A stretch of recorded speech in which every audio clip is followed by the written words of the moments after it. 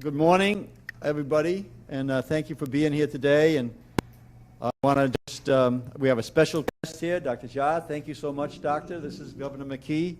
And Dr. Jha has been a tremendous partner and advisor to me during the transition, and continues to be with our administration as we can continue to address the COVID-19. Even now that he's in Washington, and I gave him a phone call within a couple hours of him being appointed to the White House with President Biden, and I thanked him so much for the work that he's done here in Rhode Island and around the world.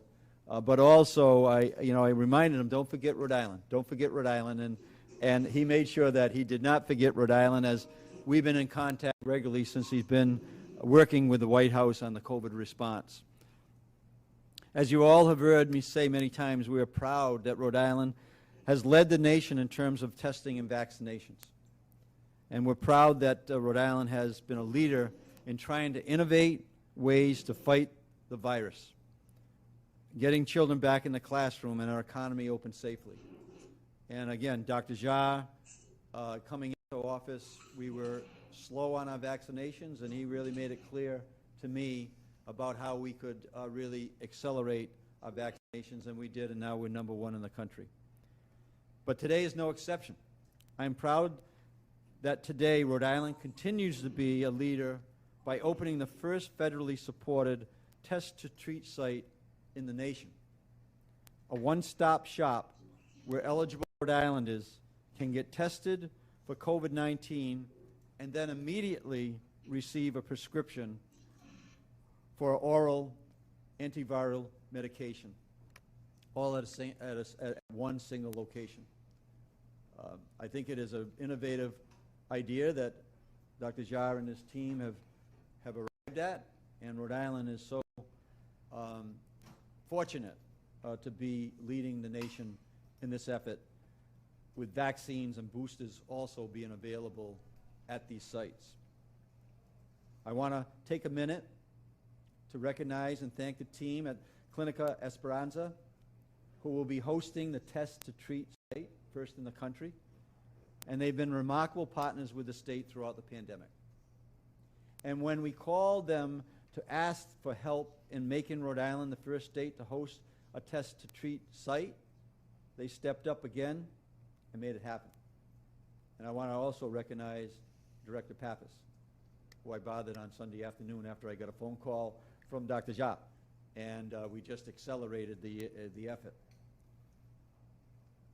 Along with Brendan McKee in our office as well. We're happy to have Brendan back from a little hiatus on an injury recovery. As soon as I got the call from Dr. Jha about this important opportunity, they sprung into action to make this happen, and quickly as possible. And so thank you to everyone who's been involved in this. This is a big deal. And I'm going to turn it over to Dr. Jha to talk more about this, and then we will open it up to questions on test to treat. So Dr. Jha, please, the floor is yours. Thank you. Good morning, everybody, and thank you for having me here, and Governor McKee for your partnership and your really extraordinary leadership in this pandemic. Over the last 15 months as a country, and I've spent a large chunk of that last 15 months with all of you in Rhode Island, but I think as a country we've made tremendous progress, right? And that progress has come from, science delivering for us a set of tools to combat this pandemic. And those tools are vaccines and boosters and therapeutics. But then turning science into policy and into action is really the work of leadership. And I think under the leadership of President Biden, we've made vaccines widely available to Americans, and then therapeutics widely available.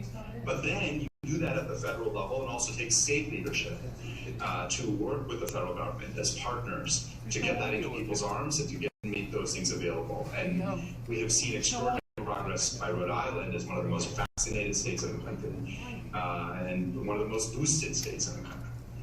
And the impact of that, and the impact of the work that we have done to make Paxlovid a major therapeutic widely available, I think is obvious for all of you as you have been tracking data in Rhode Island over the last 2 months. That doesn't help. If you look at the data of Rhode Island, as I do of most states on most days, what you see is that there's been a close to a 3-4-fold increase in infections and cases over the last 2 months. But basically, very little change in severe illness, and deaths have been relatively flat. And Rhode Island is one of the sort of real prime examples of one of the goals that we've always had in this pandemic, which is how do you break the link between infections and cases on one hand, which are a problem and we want to work on keeping under control, and severe illness and death, which is the thing that we really got to work on driving down. And we have got to make this disease something that doesn't kill people in large numbers, that death becomes truly preventable. And the combination strategy on getting there has been, as I said, vaccines and boosting, which have been pretty critical. And again, Rhode Island has done an extraordinary job on that. And then making therapeutics widely available. And about 5 weeks ago, soon after I arrived in this role, after leaving my role at Brown University, soon after I arrived, one of the major initiatives we launched, because the administration had done a lot of work to acquire Paxlovid, making sure that there were enough for Americans. One of the major initiatives that we launched in the administration was to make Paxlovid more widely available. We dramatically scaled up the number of pharmacies that could order directly from the federal government. We did a lot of work with provider organizations, with doctors and nurse practitioners and others, helping them understand how to prescribe Paxlovid, for whom, how to do it safely. We expanded test to treat sites, and then we did we went out to American people and told them that this was a really important therapeutic that they had access to. We have seen across the country, just in the last month, a 4-fold increase in the use of Paxlovid across the nation. That's a dramatic increase in just a month. And then when we look at individual data of states, Rhode Island is one of the states really at the top of the list of using Paxlovid. And I think between Paxlovid and the high rates of boosting, it's one of the reasons why serious illness and death in Rhode Island is as low as it is. This is a huge success story. However, because we should never be satisfied and we should keep going and working harder to protect more people and providing greater access, one of the things we know is that the easiest way to get Paxlovid is if you have a strong relationship with a primary care provider and you can get in and see that person quickly, that helps. But unfortunately, we know that not all of our citizens have that kind of access, either because of insurance barriers or because they often don't have a regular source of care. And we have got to do extra work to make sure that those members of our community, often more vulnerable, are taken care of. And so we created this federal test and treat program, and the idea was to build partnerships with states where the federal government would fund a program, a location, and where people could come in, as the governor said. They've tested positive, or they can get a test there. If they're positive, they can be seen by a provider. If they're eligible for Paxlovid, get the Paxlovid and head out the door with no cost to the patient. We think this is a really important component of that broader strategy to make treatments more widely available. And so when we worked our end of things of making sure that we could offer this, and then reached out to a group of states. And I am deeply grateful to Governor McKee, and I mean this very seriously, because he immediately jumped at the idea, saw the benefit it would provide for the people of Rhode Island, instructed his team to work with us, and we got this across the finish line, I think, in record time. And that doesn't happen randomly, doesn't happen automatically. It happens because you have leadership and focus on trying to deliver beneficial services for the people.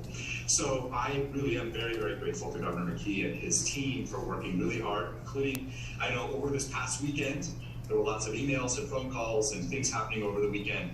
We could tell people were working very, very hard and long hours.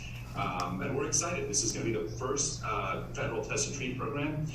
There will be more coming to other states. This is we're going to see, I hope in the next couple of days, one in Minnesota. In the next week, we'll see it in Massachusetts, New York, elsewhere. Again, just working through the details of a lot of the other ones. But I am thrilled to partner with the governor here and thrilled to see this get launched in Rhode Island.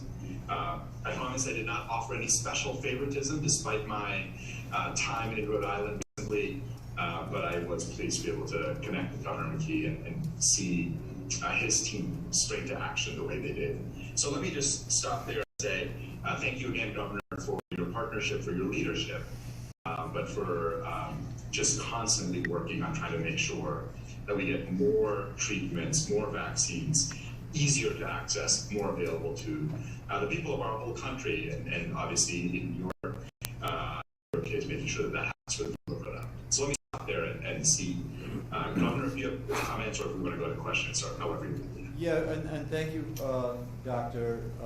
And we can't do this obviously without the team, Department of Health, as well as our emergency management and everybody else that's participated on nonprofits that have been really excelling in terms of delivering the service.